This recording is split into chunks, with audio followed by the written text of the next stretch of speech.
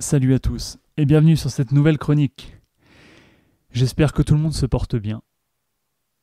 Votre fidèle conteur, qui est moi-même au micro, vous apporte votre instant de divertissement pour une nouvelle histoire. On va continuer un peu les histoires de Marcel Moody. C'est une des dernières nouvelles que j'ai écrites et je vous souhaite une bonne écoute.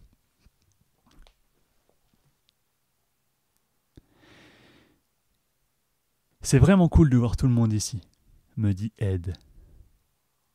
Monsieur Mouche, mon chien, nous regardait, l'air hébété, heureux simplement, attendant qu'une saucisse, par une réfutation quelconque de l'attraction terrestre, ne se mit à rouler et atterrir dans sa gueule.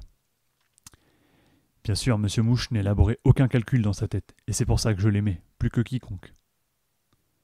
Ed avait son verre de gazpacho dans une main et la fourchette pour retourner les saucisses dans l'autre. Ne réagissant pas à sa phrase, il reprit « Oui, ça me fait plaisir. » Moi, je le regardais. Il souriait. Il n'y avait qu'un gars comme Ed pour franchement apprécier le monde et la vie telle qu'il put la voir. L'illustre magicien s'enchante toujours par les tours les plus simples. Que devrais-je dire ? Ouais, c'est super, quelle belle vie.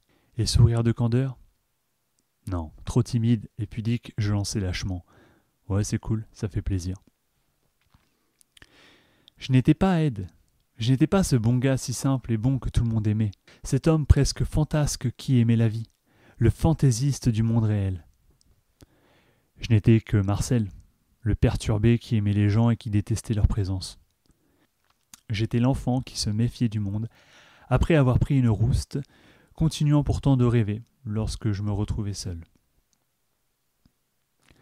Voir tous ces gens me faisait chaud au cœur. Ils souriaient attablés et accoudés les uns les autres, le verre à la main, l'ivresse dans le cœur à profiter du temps qui passe. Voir tous ces amis m'effrayait. Pourquoi ? Parce que j'étais socialement insociable, parce que porter des masques devenait trop lourd pour moi, parce que je n'arrivais pas à me lâcher comme Ed.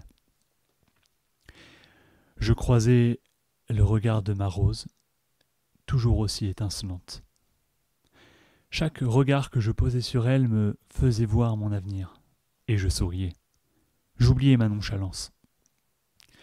Bien sûr qu'ils étaient beaux, tous ces amis à sourire. Le soleil les éclairait par parcimonie. Aussi, eût pu-t-on penser qu'ils étaient au centre de la scène aujourd'hui. Mais bien sûr qu'ils l'étaient.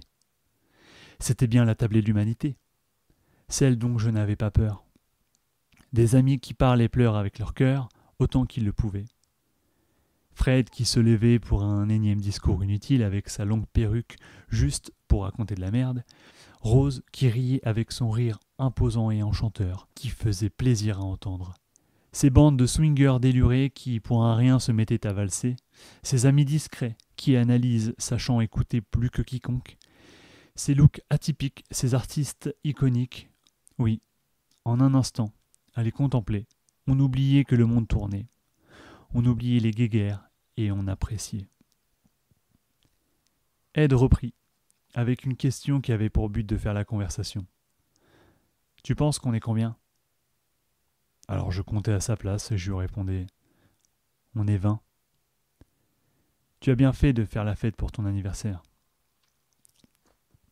Sa jungle de cheveux bouclés tombait sur ses épaules et la chaleur venait chatouiller ses mèches, si bien que très vite, il empesta le barbecue.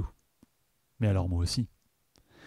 Je buvais mon verre de rhum, un de ces rares moments où je buvais désormais. Ed me regardait avec des yeux d'ami. Il était bien devenu mon meilleur ami. Je repensais à ces vieux amis que j'avais perdus. Je repensais à ce meilleur ami. Il me manquait, mais il s'en fichait là où il était. Je n'étais qu'un passage. Je repensais à Aaron. J'aurais voulu qu'il fût là, le seul vestige de mon passé, mon frère que je n'ai jamais eu. Je sortais de ma stase méditative et je répondais à Ed. Putain, 29 ans déjà. Que m'est-il arrivé ? J'ai parcouru un tiers de ma vie, bordel. Ed but son gazpacho et répondit « Ce n'est pas si grave, c'est la vie. » À l'orée des bois, j'acquiesçais idiotement. Nous restions silencieux et nous contemplions les saucisses comme le chien. 29 ans. Qu'avais-je parcouru? Rien. J'avais appris à être ce que je ne suis pas. J'avais appris à devenir le mercenaire sans cœur. J'avais appris à être un super-héros, j'avais appris à n'être qu'un super-zéro en costume. Et j'avais entamé le parcours du combattant, la quête de sagesse. J'apprenais à savoir qui j'étais réellement, un étranger dans un monde, une copie conforme dans un autre, un extravagant pour d'autres mondes, bref, une confusion constante. J'apprenais que je ne savais rien, et que tout ce que je prétendais savoir, je l'oubliais.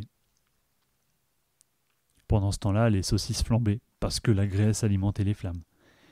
Ces flammes m'interpellaient. Je voyais ma vie défiler, je voyais ses histoires, ses contes, ses ressentis. Qu'avais-je accompli en 29 ans? Rien. Je rentrais de guerre sans rien réellement remporter, si ce n'est la paix. Je pensais à cet ami. Ces pêle-mêle d'histoires et d'aventures surgissaient au fin fond de mon esprit, sans que je pus réellement les dissocier. Ed me dit alors, après avoir bu une gorgée de sa bière qui traînait à côté du barbecue, « Ah, ça me fait plaisir de te connaître, mon ami.